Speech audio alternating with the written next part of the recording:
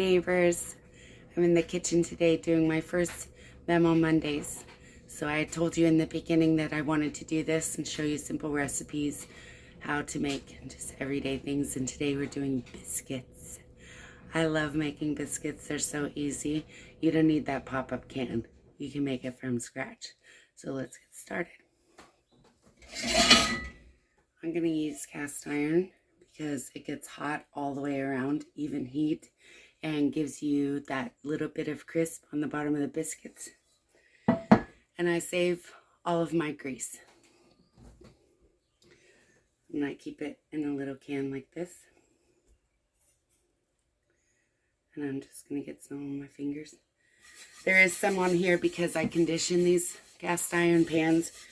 I don't know, like every 4 or 5 months, I'll put the grease on there and not cook something and just put it in the oven. Now you want these to be on 450 because you have cold ingredients, butter. You can also use Crisco, but I just fancy the butter in it. But you have the cold ingredients hitting the really hot oven, and that's what gives you a rise. And then I'll show you how to get the layers. So I've just lightly, we're not coating this. We don't want a whole bunch. We just want to get that crisp bottom of the biscuit. So I'm going to set this aside and set the oven for 450.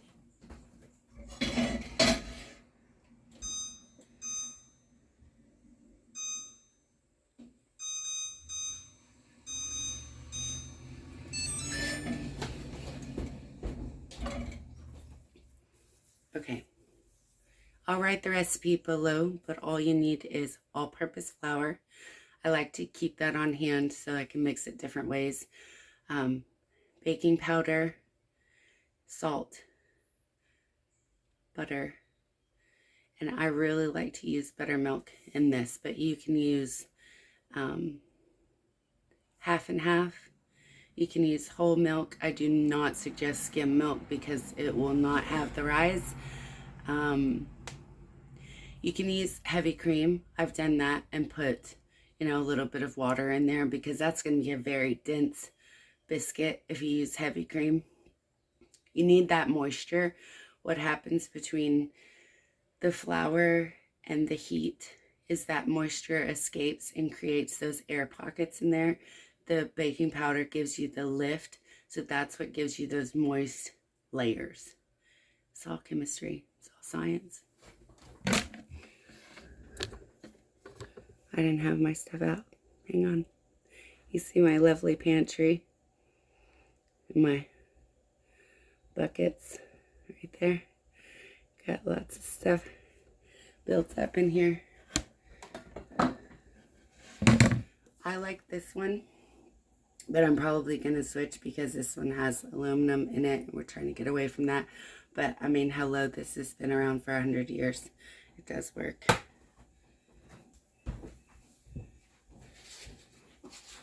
I keep my all-purpose in these gallon, pickle jars because the measuring cups fit really well in there. Decent size mixing bowl. Excuse me, I'm still battling these allergies. Okay.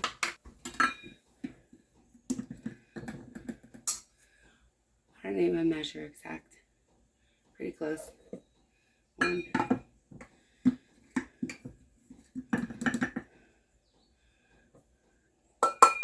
2. Now I'm keeping this out because I need to flour my surface. This is a brand new one.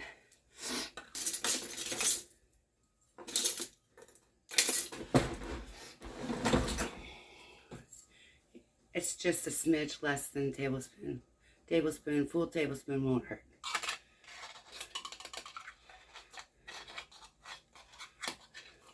So you have this tab on the side if no one ever knew. That's to even it off. They thought everything. So just a smidge under. Goes right in the pan. Still got those dishes.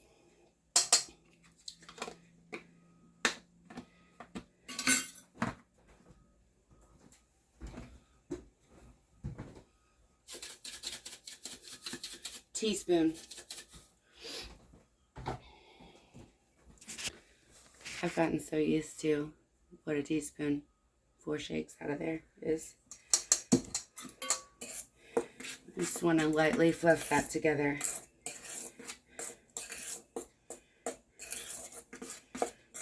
And I don't sift mine. Some people believe that sifting the flour is going to help, but I don't see consistency change in my end product. So you can find these at estate sales and garage sales. These old biscuit cutters, these are very sharp. Be careful when you're washing them or when you first take them out of the box. They're very sharp, but you need this stainless steel handle because you're pushing down pretty hard through the dough to get the biscuit.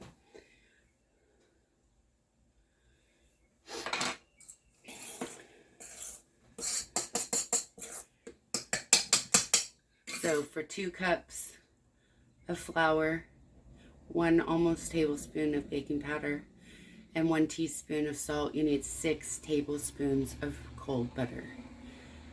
You can use salted or unsalted. And if you're using salted, you could put half a teaspoon of salt in there. I'm not concerned with that. It works. I mean, salt in the butter or extra salt sifted in there. You don't want more than a teaspoon though.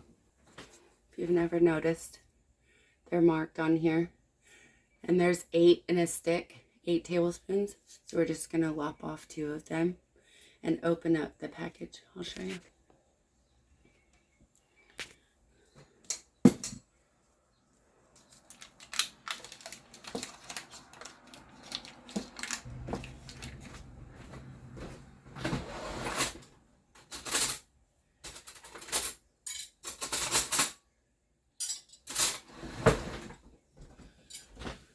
You need 2 knives for this.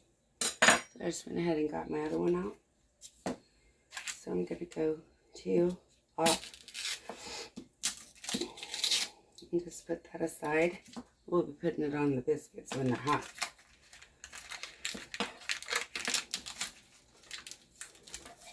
And what you're going to do is cut it twice long ways and then this way. You want small chunks, pea-sized chunks. You can start out with a little bit bigger chunks, but you're going to have to use your 2 knives more times to get the pea-sized chunks.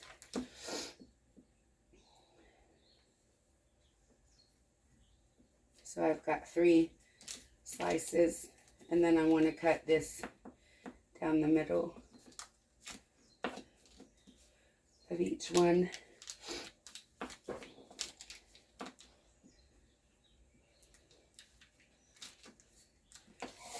And then this way. So I'm doing 2 of the skinnier pieces and putting it in my bowl. So you end up with about that 1 knuckle on your finger, that size.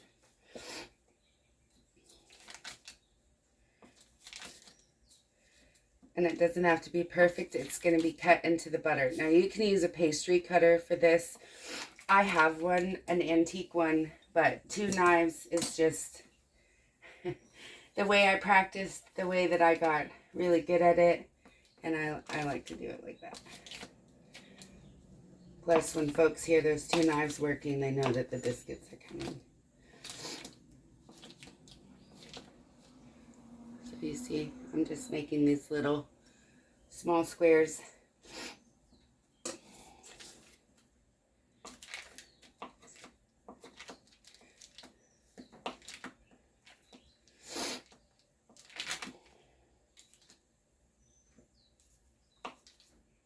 And then the last one, you know, like that.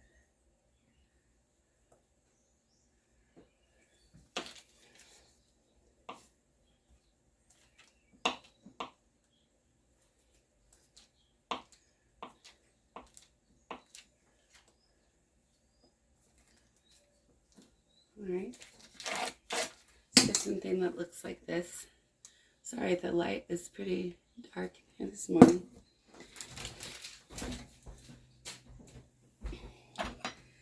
So butter knives don't really have a cutting point, but you're essentially doing this action to get that little bit of cut to go across your butter and coat it with flour. So you just do these two like this.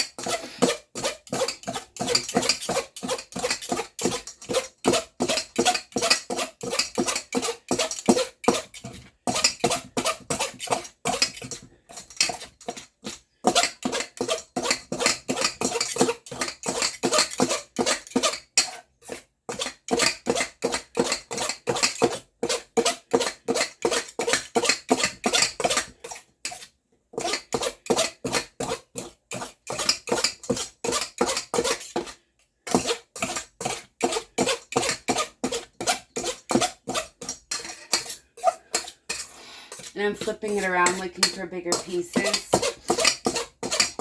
and making sure that there aren't any the same size as I cut them.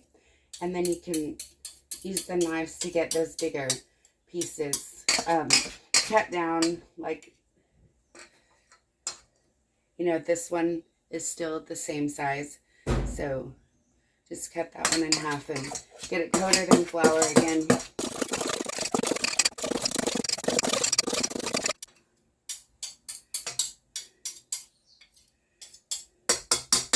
Alright, we've got it all pretty crumbly like this. And no real big pieces of butter in there. You can, you know, mash it around with your hand. But I wouldn't do this too much because the warmth of your hand is going to warm up the butter and you want that to stay cold. So, we got that all done. And hey, we floured our surface with that. So now, I just want to take the tablespoon I was using, and you don't need a lot on the surface.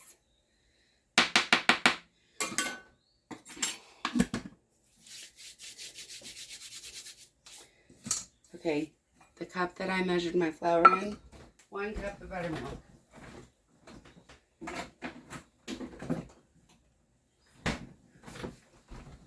Now, I will say that altitude, ovens, climate, humid days, dry days, winter months are all going to change how much liquid you need.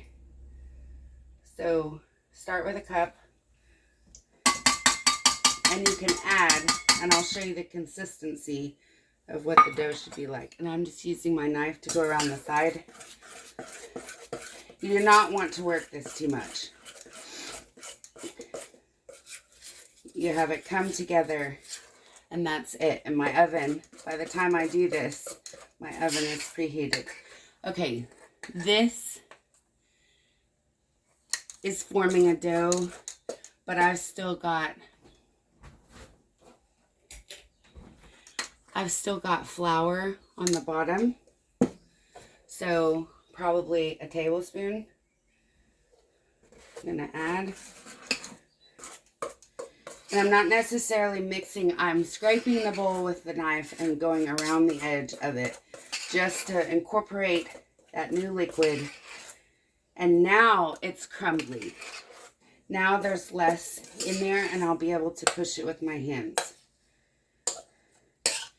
You need it to be only slightly powdery with flour on the edge of the pan, but everything in the middle that you've incorporated in the buttermilk needs to be wet, not soggy.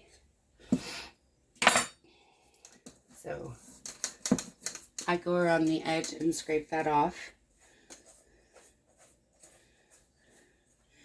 And work it around into one. And literally, it's just, it's not even come together when I've poured it out here. Let me adjust this. Because my oven's preheated, because you don't want to turn this too many times and you don't want to work this too many times. So we are literally lifting the side and folding that flour in. Okay, and this is what's going to give you your puff layers. So I folded that over 4 times and now I'm flattening it out to excuse me, to the thickness of the biscuit. And we like them pretty thick because we're going to put gravy on them. So you push down in the dough and do not twist. Twisting seals off the layers and doesn't allow the rise. So when you cut without twisting, you can still see those layers that are going to pop up. So I'm putting them over in the pan.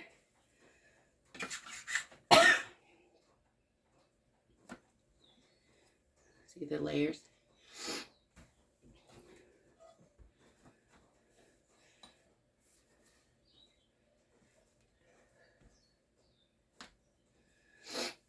And I usually get 6 or 7 pretty fat ones out of this 2 cups. If you made them thin, you could get 10. I've doubled this. It works beautifully if you want to do 4 cups of flour. If you have a bigger cast iron. I don't have a bigger one that many would fit in for one batch, but it would certainly work. And that's okay if you have a little extra flour like that on top. It's fine. And you're going to have some that dust off in the pan, also fine. Because that grease that we put in there, it's going to cook on there. That one's a little thinner than we like, but let it go for today. And it's so sharp on the edge like this, I can usually, sorry, that's annoying. Scrape it up. And then just get one more. And the last one is the ugly duckling. I literally just take all of this and ball it up and put it on the edge. I don't want to work it too much.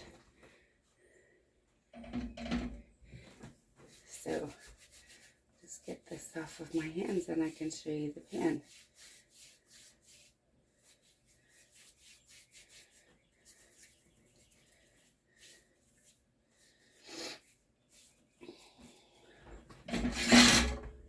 Ta-da! So they're ready to go in the oven like this. 2, 4, 6, 8. I got 8. So 450 in my gas oven, it's about 16, 17 minutes. So you can set the timer at 16 and start there. You always know I'm cooking biscuits. Got flour everywhere.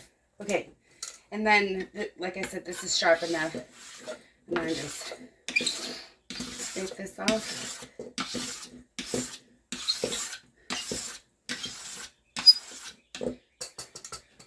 In the trash. Everything will get cleaned up. And I'll see you back when they're done. They're out of the oven. Do you want to see?